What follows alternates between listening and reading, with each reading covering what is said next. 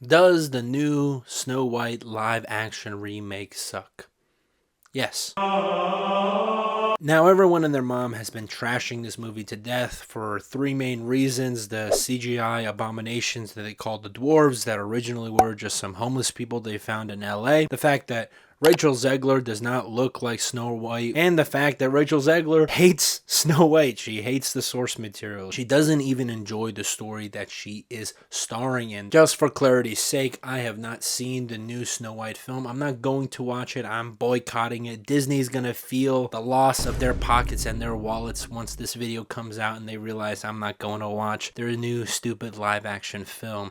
Their stock is gonna plummet. So count this film more as a prediction of what this film is going to be like. I don't know for a fact that these things are going to come true. And if I'm wrong on some or most of the things that I'm going to say in this video, you can always roast me in the comments, flame me all you want. But I feel like I'm going to at least get some, if not all of these things correct. So without further ado, let's jump into Disney's biggest modern failure. Now, these live action films, you can talk about a lot of small things that I think really do tear these films down. For one example, you can talk about the runtime, the fact that they have increased the length of these films, even though they were pretty much perfect when they came out. Many of these stories do not need to be any longer, but they add like 30 minutes, they add another musical number, they add another scene here. And does it improve the film? No, it does not. And I think this stems from something that George R.R. Martin wrote in one of his blog posts. And many people take these old stories, these old ideas, and they try to adapt them with their own ideas. They think they can take a perfect story, perfect book, a perfect film, and they can rewrite it, that they can make it better because it's new. And of course, there are other smaller but still important parts that these films make mistakes on. The fact that they don't know how to cast their main characters. I'm looking at you, Will Smith from Aladdin.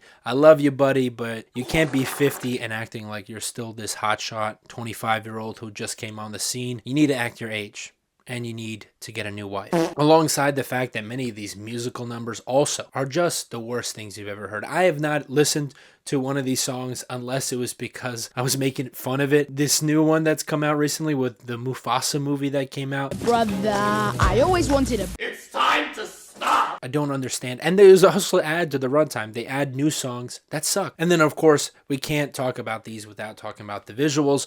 The whole premise about these films is that they're basically a new technology gimmick. Ooh, we can make CGI lions look like they're talking. Does it add to the story? Are we going to do something new with it? No. We're going to do pretty much shot-by-shot remakes of older film and add nothing of value. And in fact, strip away the visual masterpieces that many of the frames and ideas that they were trying to cover in these older films. We're just going to remove all the magic and replace it with CGI, dull, gray and brown frames. But most importantly, and this is something people don't talk about when it comes to adaptation, whenever you bring an older story into a newer medium, you're going to have to add and subtract things. And that's what the old cartoons had to do as well. Many of them were based off of old fairy tales and bedtime stories meant for children in written or just one or two image form. And to be fair, many of these stories were very dark. The Pinocchio story, I'm pretty sure at one point he gets hung by a couple of robbers from a tree. I understand that they didn't do a 100% adaptation of all the stories, but they added a lot of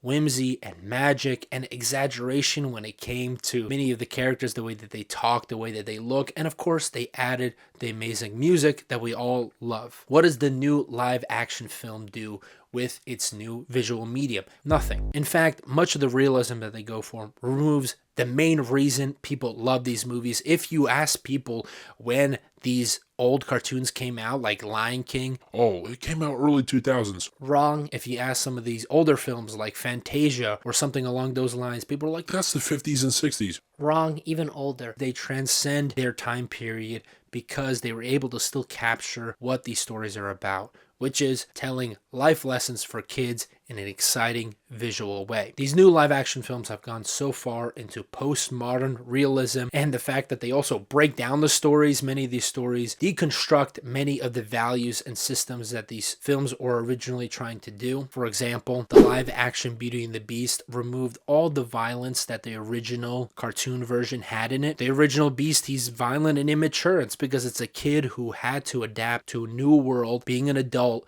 without proper guidance, without a proper handle on what he needs to do. And so his aggression is imagery and themes on what it takes for a young man to become mature. And Bella is the avenue for that. She tames this young, uncontrollable man and she makes him fit for society. And the new Beauty and the Beast, he's just a man in a beast body. It has no thematic resonance and it removes all allegory or imagery that this physical ailment that he has could have in this story. So him being a monster just becomes a plot point that the characters need to solve instead of being something that the story can actually give to the audience in a thematic way. And lastly, I know people don't like talking about this, but I do feel like that it is true. It is important for us to talk about is the politics in many of these stories. Now, whether you're on the left or the right or somewhere in the center, Disney does not actually care about giving support to minority groups, to people that are underprivileged in any society. The reason why they made The Little Mermaid black is not because they wanted to give African Americans a voice, a story that they can latch onto in America. No, they made it as a rage bait for the Republicans and as a virtue signal for liberals to go watch it, because they know if they add just one element that's controversial, they'll get free advertising and people to go watch it out of spite or maybe even hate watch. And hey, I'm a part of this. I'm making this video. I'm no better than anybody else, I understand, but this does add to the factors that why I don't enjoy these films. So what do I expect Disney to do? What would I want Disney to do? Well, the answer is obvious. I don't think it's complicated at all. I would love for them to go back to what they did best, and that's adapting older stories for a new young audience. I think what Coco and Moana did is a perfect example where they took other cultures' stories and they were able to celebrate them in a new, vibrant medium. And they don't even need to really do that. There's still plenty of old stories that they can tell. I've got a whole book of them right here. Grimm's Fairy Tales. There's plenty of stories still in this book that they could adapt in an interesting way, or they could even do an anthology series. I know those aren't super popular, but they could do it. There's still plenty of other cultures. I would love for them to adapt some Slavic cultures. I know there's a lot of old, grim, dark stories from the Belarusians, the Ukrainians, and the Russians. Or they can go otherworldly. They could go into space, like with Treasure Planet, or bring space to us with like Lilo and Stitch. You can go back in time. You can go further in time. There's so many possibilities when it comes to telling simple fairy tale-like stories for children that are also very enjoyable for adults to watch. Many of these old cartoons that come out from 40, 50 years ago are still enjoyable for adults to watch because they have universal messaging. And that's really all it takes. You take an old story, give it a universal theme, and people will go watch it. It's not very difficult. But I understand why Disney doesn't do those. To make stories like this, you need to be in touch with the culture that you're in. You need to actually understand that your culture has a culture, which I feel like most of modern America has forgotten its culture. And so it relies on these old stories. It's lazy,